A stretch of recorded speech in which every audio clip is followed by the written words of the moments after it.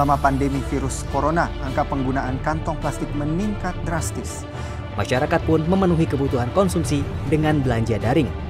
Dampaknya, timbunan sampah seperti sisa plastik pembungkus, kemasan makanan, dan plastik sekali pakai mengalami peningkatan. Dari data Jampek pada tahun 2015, Indonesia sempat menempati peringkat kedua penyumbang sampah plastik di dunia. Sebanyak 10,1% sampah plastik di dunia yang tidak terkelola. Sebuah penelitian di tahun 2015 menyebut Indonesia sebagai negara kedua penghasil sampah plastik terbesar di dunia setelah Tiongkok.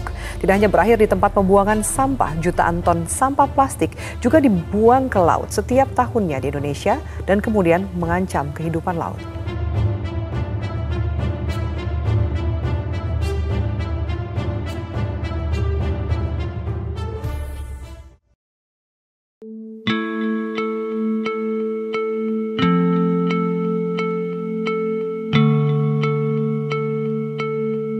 dewasa ini, keadaan polusi plastik global mulai menjadi kekhawatiran karena meningkatnya penggunaan komersial plastik selama pertengahan abad ke-20.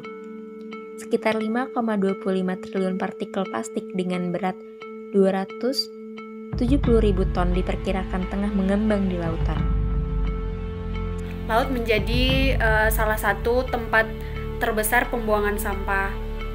Menurut Kak Mercy sendiri, bagaimana cara kakak untuk melakukan penyelamatan lingkungan hidup saat ini dengan tindakan nyata yang bisa dilakukan dengan orang-orang di sekitar kakak dan juga di sekitar kita sendiri gitu? Oke, yang pertama sih ya kita reduksi dulu sisa plastiknya.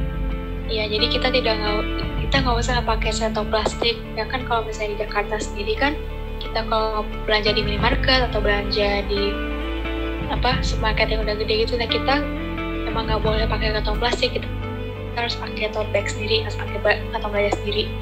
Nah itu aja sih, dari hal-hal simple kita jangan gunakan kemasan sekali pakai, mulai dari kantong plastik, terus air mineral, terus styrofoam juga, lalu kemasan-kemasan makanan yang biasanya sekali pakai. Kita reduksi saja sampah-sampah plastik tersebut menjadi pakai yang lebih reusable ya, yang lebih bisa dapat dipakai seperti bawa tumbler lah atau bawa tempat makan sendiri kayak gitu.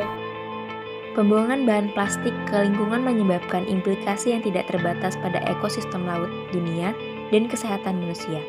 Jika manusia masih semena-mena dalam membuang sampah plastik, diperkirakan pada 2050 terdapat lebih banyak plastik di lautan dibandingkan dengan ikan. Dari sekitar 10% plastik yang diproduksi setiap tahun yang masuk ke lautan, sebagian besar plastik ini mengandung polimer yang tidak dapat terurai secara hayati. Sejak awal revolusi industri, pelepasan karbon dioksida dari kegiatan industri telah mengakibatkan peningkatan konsentrasi karbon dioksida di atmosfer. Kemampuan laut untuk menyerap tambahan karbon dioksida di atmosfer menurun, dan pemanasan global yang lebih cepat disebabkan oleh emisi karbon dioksida di masa depan.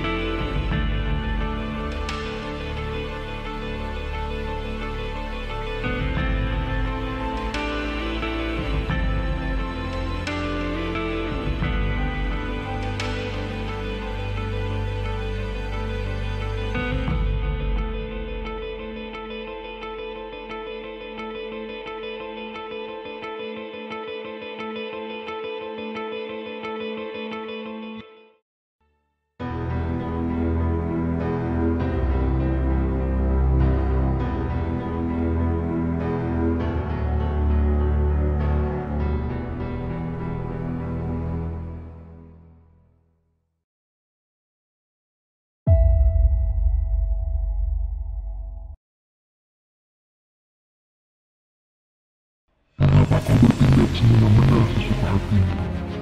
Tidakkah kau menyadari jika ikan sakit, terumbu karang sakit, makhluk laut sakit, tapi manusia tak peduli. Ulah kalian yang menyebabkan laut tidak nyaman lagi. Manusia serakah, manusia egois. Sadarlah, apa yang kalian perbuat saat ini akan berdampak di kemudian hari. Berdampak bagi kehidupan generasi manusia di masa depan.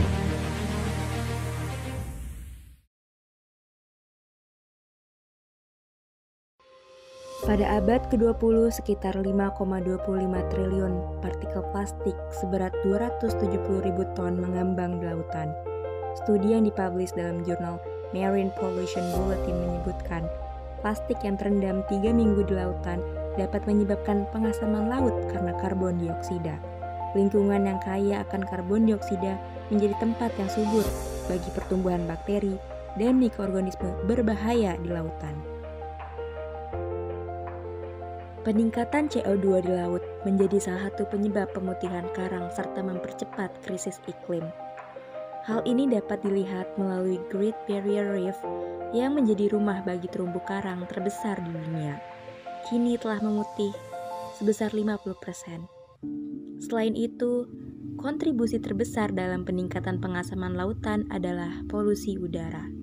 1/4 dari karbon dioksida yang dilepaskan oleh pembakaran batu bara, minyak, dan gas tidak hanya tertinggal di udara, melainkan larut ke laut. laut telah menyerap sekitar 22 juta ton karbon dioksida per hari. Sejak awal era industri diperkirakan 525 miliar ton karbon dioksida, dan dalam 200 tahun terakhir saja, air laut telah menjadi 30% lebih asam dengan cepat. Karena kemampuan laut untuk menyerap CO2 di atmosfer menurun, sedangkan karbon dioksida terus meningkat.